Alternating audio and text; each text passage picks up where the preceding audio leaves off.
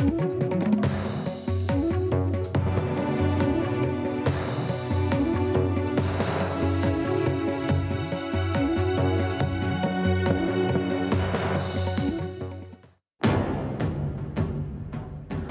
प्रदेश के माननीय मुख्यमंत्री श्री अखिलेश यादव जी को समाजवादी पार्टी का अध्यक्ष, राष्ट्रीय अध्यक्ष चुनता है।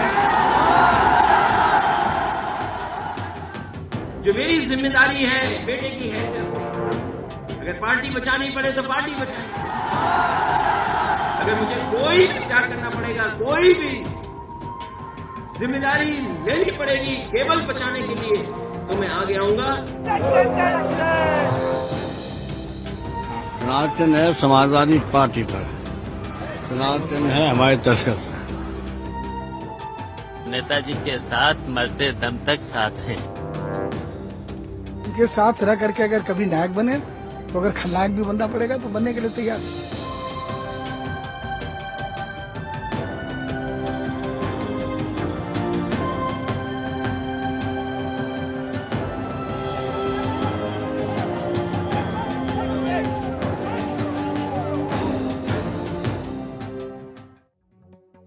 नमस्कार, प्राइम टाइम में मैं कादम्बिनी शर्मा हूं आपके साथ। उत्तर प्रदेश का दंगल शुरू हो चुका है, लेकिन इस दंगल के पहले ही समाजवादी पार्टी के अंदर दंगल शुरू हो गया और कभी पहलवानी कर चुके मुलायम सिंह यादव इस राउंड में अपने ही बेटे अखिलेश यादव से पटकनी खा बैठे। पार्टी उनके हाथ से निकल गई, बेटा मजबूत साबित हुआ। वैसे आखिरी राउंड अभी बाकी है और पुराने पहलवान फिलहाल थके से लग रहे हैं, लेकिन राजनीति की कुश्ती में पहलवान हाथ भी मिला लें तो अचरज नहीं।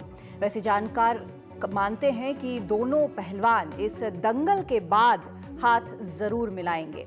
सबसे ताजा स्थिति ये है कि अखिलेश ने मुलायम सिंह यादव को मार्गदर्शक बनाया। पिछले कुछ सालों में मार्गदर्शक होना कठिन रहा है, क्योंकि मार्ग नेता खुद ही देखना चाहते हैं और मार्गदर्शक सिर्फ दर्शक रह जाते हैं। लिहाजा मुलायम सिंह यादव आयोग जाकर बताए कि उनकी पार्टी असली है, अखिलेश की नकली। इसलिए पार्टी के चुनाव चिन्ह पर उनका ही दावा है।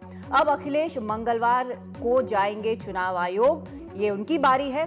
लेकिन इस राजनीतिक दल के टेक ओवर से कई सवाल खड़े हो गए हैं, समाजवादी पार्टी के लिए ही नहीं बल्कि प्रदेश की राजनीति के लिए भी। इसी पर आज खास चर्चा हमारे मेहमानों के साथ। सबसे पहले आपको हम परिचय करा दें कौन कौन मेहमान यहाँ पर हमारे साथ हैं।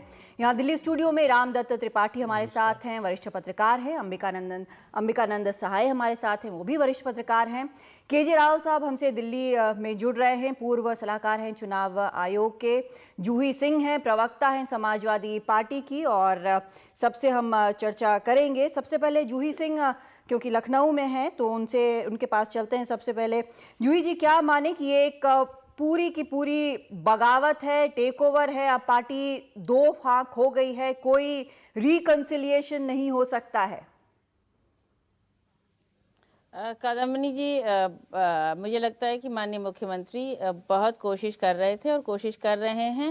उन्होंने बार बार अपने आंकड़े दिखाए, कितने एमएलएज उनके साथ हैं, संगठन उनके साथ है, ऑर्गेनाइजेशन उनके साथ है। हम उनके नेतृत्व में चुनाव लड़ना चाहते थे। उनकी बस एक ही मांग थी कि प्रत्याशी चयन जो है उसमें उनकी एक सक्रिय सहभागिता होनी चाहिए। और क्यों ये कम्युनिकेशन गैप हो गया, किस वजह से हो गया, ये मैं नहीं बता सकती हूँ, क्योंकि बहुत कम सीटों पर ही कुछ मतभेद था।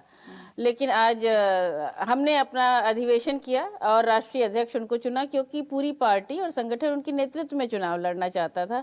माननीय नेताजी आज इलेक्शन कमीशन गए हैं और उन्होंने अपनी बात रखी है। कल प्रोफेसर राम गोपाल जाएंगे। हमारे लिए एक बहुत ही दुखद दिन है और एक संकट की घड़ी है समाजवादी पार्टी के लिए। लेकिन ये निर्णय हो चुका है कि चुनाव 2017 का माननीय मुख्यमंत्री के नेतृत्व में लड़ा जाएगा। हमें आशा है कि हम अपने वरिष्ठ और सम्मानित लोगों को, और जो कहते हैं समाजवादी पार्टी का एक ट्रेडिशनल और वरिष्ठ वोट बैंक रहा है, उनको भी अपने साथ लेकर चल सकेंगे। जी, चलिए, आपने बहुत अच्छे अच्छे शब्दों का चुनाव किया कि संकट है, साथ में लेकर चलेंगे, वरिष्ठ हमारे साथ रहें। बहुत अच्छे अच्छे शब्द आपने इस्तेमाल किए हैं, लेकिन कुल मिलाकर इसका मतलब जो निकलता है, अगर हम निकालें, आप दोनों पुराने पत्रकार हैं, आपको अच्छे से पता है कि इसका मतलब क्या है। अंबिकानंद जी, आप क्या मतलब लगा रहे हैं कि अब दो पार्ट हो चुका है, अब वो जाए अपने रास्ते, ये जाए अपने रास्ते, ये अब फाइनल वर्डिक्ट पार्टी का यही है? दो तीन बातें इस सिलसिले में मैं कहूँगा कादम्बिनी जी। पहला, मुलायम सिंह को मैं 30 वर्ष से जानता हूं और बहुत करीब से जानता हूं, मित्र हैं। उनके व्यक्तित्व की एक खासियत है, जो व्यक्ति अमर सिंह जैसा व्यक्ति को नहीं हटा सकता है, वो बेटा को क्या हटाएंगे, नंबर 1। और इसमें कोई आश्चर्य नहीं है कि आप 2 ही 4 दिनों में देखेंगी कि फिर ठीक है, कुछ भी हो सकता है। दूसरी बात, अब आइए राजनीति। ये बगावत नहीं है, ब्लडलेस कू है। पूरी पार्टी शिफ्ट कर गई है, पूरा वोट बैंक से शिफ्ट कर गया है। और ये मैं मानने को तैयार नहीं हूं कि ऐसा सफाई से हो और मुलायम सिंह विरोध कर रहे हो, ये संभव नहीं है। Number 2। Number 3, anti incumbency Akhilesh के खिलाफ जबरदस्त होती। यदि ये नहीं होता तो ये गुंडा राज का टैग पुरानी समाजवादी पार्टी पे था। अखिलेश के अलग होने से वो टैग हट गया और सिर्फ विकास रह गया। और अखिलेश की एक खासियत है, बहुत विनम्रता से, ढंग से बात करते हैं, और he is also a very good communicator, ऐसा नहीं है। तो वो बहुत तेजी से आगे बढ़ रहे हैं। और मैं इस थियरी को भी नहीं मानता हूं कि इस झगड़े से भारतीय जनता पार्टी आगे बढ़ गई। भारतीय जनता पार्टी की औकात 15% की रही है। मोदी और भाजपा 2 अलग अलग पॉलिटिकल एंटिटीज हैं, इसको गौर करिए कादम्बिनी जी। मोदी को फर्ज करिए 1 सेकंड के लिए बाहर करिए तो भारतीय जनता पार्टी क्या है? और ये उत्तर प्रदेश का चुनाव है, भारतीय जनता पार्टी के पास कोई चेहरा है क्या? मैं अभी भी मानता हूं कि मुख्य लड़ाई उत्तर प्रदेश में अखिलेश यादव और भारतीय जनता बहुजन समाज पार्टी में होगा। बहुजन समाज पार्टी जी। मतलब बेसिकली आप इस थ्योरी को मान रहे हैं कि ये सारी जो घटनाक्रम है वो रचा हुआ असल में मुलायम सिंह यादव का है, ताकि बेटे को रचा बिना हुआ किसी मैं नहीं भी कहूंगा। हाँ, तो सहमति नहीं हो, ये बात मैं नहीं मान सकता। नहीं मान सकते। त्रिपाठी जी, आपका क्या कहना है? ये इस थ्योरी में बिलीव करते हैं कि ये एक बहुत अच्छे से बिना हुआ एक प्लान है जिसके तहत सब काम कर रहे हैं। अगर ऐसा है तो सबको ऑस्कर्स मिलने चाहिए। नहीं, ऐसा नहीं है। ऐसा कोई ये स्क्रिप्टेड ड्रामा नहीं है। और मुलायम सिंह का जो चेहरे से जो उनका तनाव दिख रहा है वो साफ है। और आपने कहा कि वो पहलवान है, तो वो जिस अखाड़े से वो पहलवानी सीखी है उन्होंने, तो वो बिना कुश्ती लड़े हार नहीं मानते हैं। वो अगर चैलेंज आया है तो भले अगला पहलवान कितना मजबूत हो अखिलेश यादव, तो वो 2-2 हाथ किए बिना नहीं छोड़ेंगे। इसलिए वो चुनाव आयोग हो आए हैं। एक बात। दूसरी बात ये क्लियर है कि अखिलेश यादव आज डिफैक्टो अध्यक्ष हैं पार्टी के। सारा एमएलए, सारा एमपी, कार्यकारिणी है जैसा कि ये कह रहे हैं। लेकिन आज भी डी ज्यूरे अध्यक्ष पार्टी के मुलायम सिंह यादव हैं और सिंबल उनके पास है, जो कि उन्होंने कहा है। तो अब रामगोपाल यादव और अखिलेश यादव को ये प्रूव करना पड़ेगा कि हमने जो कार्रवाई की है वो वैधानिक है। ठीक है। और बाकी इस अधिवेशन की लीगैलिटी अपनी जगह है। एक लकुना बहुत बड़ा ये है कि एक अध्यक्ष को हटाए बिना आपने दूसरा अध्यक्ष चुना कैसे? तो मुलायम सिंह यादव को तो उन्होंने मार्गदर्शक बना दिया। नहीं, तो हटाया, पहले आपको हटाना पड़ेगा ना। अविश्वास प्रस्ताव लाते, कोई प्रस्ताव आता है, वो तो कुछ हुआ नहीं है। तो अब रामगोपाल जी को ये सिद्ध करना पड़ेगा, प्रूव उनको करना पड़ेगा चुनाव आयोग में, क्योंकि चुनाव आयोग में ये एक क्वासी जुडिशियल फंक्शन है। बाकायदे उसकी सुनवाई होगी। जो रामगोपाल यादव जो दावा करेंगे उसका जवाब देने का टाइम मिलेगा, वकील जाएंगे। तो ये इनको प्रूव करना है। और ये मैं जरूर मानता हूं कि इस दौरान अभी पर्दे के पीछे बातचीत चल रही है।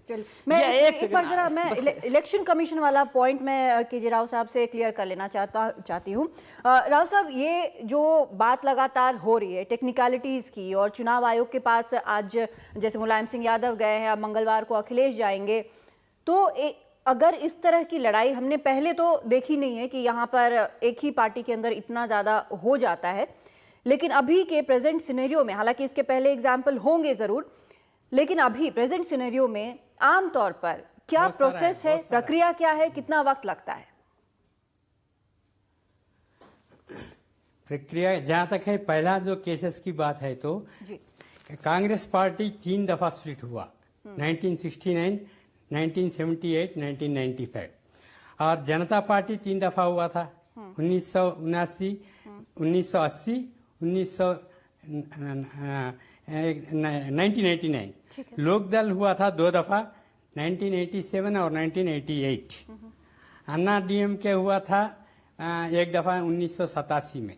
जनता दल हुआ था 2 दफा 1990 और 1992 में। ये जो जितना भी मैंने बताया था, ये सब का जो है ना जुरिस्डिक्शन इलेक्शन कमीशन का अंडर आता है। इसका कानून ये है कि rule 15 of the election symbols order 1968। इस आर्डर में ये लिखा हुआ है कि जो भी पार्टी अगर 2 ग्रुप हो जाता है तो 2 ग्रुप हो जाता है, उसमें डिवीजन आ जाता है। डिवीजन आ गया तो वो जो जुरिस्डिक्शन इलेक्शन कमीशन का अंडर है, सुप्रीम कोर्ट भी इसको जो है ना फाइनल किया हुआ है, वो पावर इलेक्शन कमीशन का अंडर ही है। और election commission acts as a tribunal, और वो उसका डिसीजन जो है ना दूसरा कोर्ट्स में, बिल्कुल सुप्रीम कोर्ट में ही जाएगा। उसका जो भी जजमेंट इलेक्शन कमीशन लेगा, दूसरा कोई मतलब ये सुप्रीम जो इलेक्शन कमीशन जो फैसला लेता है वो सुप्रीम कोर्ट में चैलेंज हो सकता है। चैलेंज हो सकता है, लेकिन ये 2 दफा चैलेंज हुआ। दोनों दफा जो है इलेक्शन कमीशन का जो आर्डर जो है ना सुप्रीम कोर्ट ने अपहोल्ड किया है, क्योंकि उन्होंने इलेक्शन कमीशन सुप्रीम कोर्ट ने ये कहा है, एक तो केस है that is all India I think all party hill leaders conference versus Sangma. दूसरा केस है it is another case is there that was sometime in 1989 if I remember correctly.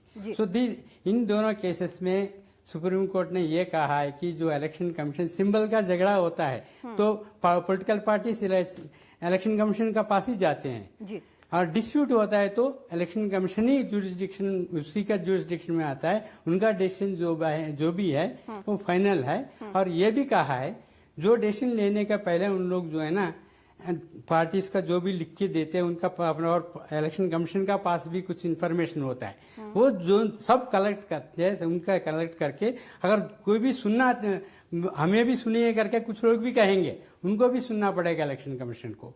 ये सब करने का बाद इलेक्शन कमीशन डिसीजन लेगा, और उस डिसीजन का ये जितना दफा इस स्प्लिट्स में जो पहला जो जितना मैंने बताया उन सब में इलेक्शन कमीशन ऑफ इंडिया उसमें दोनों देखा है, मतलब जो है ना उसका जो लेजिस्लेटिव में कितना उसकी पावर है और पार्टी में कितना पावर है, ये दोनों देख के उसकी बेसिस पर जो है ना जो डिसीजंस दिया है वो सब डिसीजंस जो है ना कोई भी किसी में भी इलेक्शन कमीशन का अगर 1-2 आदमी जाएगा, पार्टीज गया तो भी उसको जो है ना सुप्रीम कोर्ट ने बाहर कर दिया है, और जो इलेक्शन कमीशन का डिसीजन है वो फाइनल किया। सर इसमें होता क्या है, क्या ये जो सिंबल है, सिंबल जो है उसके फ्रीज होने के चांसेस क्या हैं? उसकी वो भी मैं बताना चाहता हूँ, क्योंकि ये तो एकदम इलेक्शन का बिल्कुल नजदीक में ये स्प्लिट हो रहे हैं। ये स्प्लिट होने से क्या होता है कि इलेक्शन कमीशन का तो बहुत टाइम चाहिए, क्योंकि वो सुनना पड़ेगा पार्टीज को। इन लोग जो है ना एफिडेविट्स फाइल करेंगे, दूसरी पार्टी को वो भी कॉपी भी देंगे, जो भी है उनको भी सुनना पड़ेगा, इनको भी सुनना पड़ेगा। इतना इजी नहीं है। और इलेक्शन जहाँ यूपी की है, इलेक्शंस तो कभी भी अनाउंस कर सकते हैं इलेक्शन कमीशन ऑलरेडी। मैं समझता हूँ कि देर भी होने वाला है, इसलिए सारा, क्योंकि बहुत फेजेस में करना पड़ेगा इलेक्शन कमीशन को यूपी का इलेक्शन। इस सर्कमस्टेंसेस में मैं समझता हूं कि डेफिनेटली 1 हफ्ते के अंदर ही इलेक्शन कमीशन डिक्लेयर करेगा अपना शेड्यूल।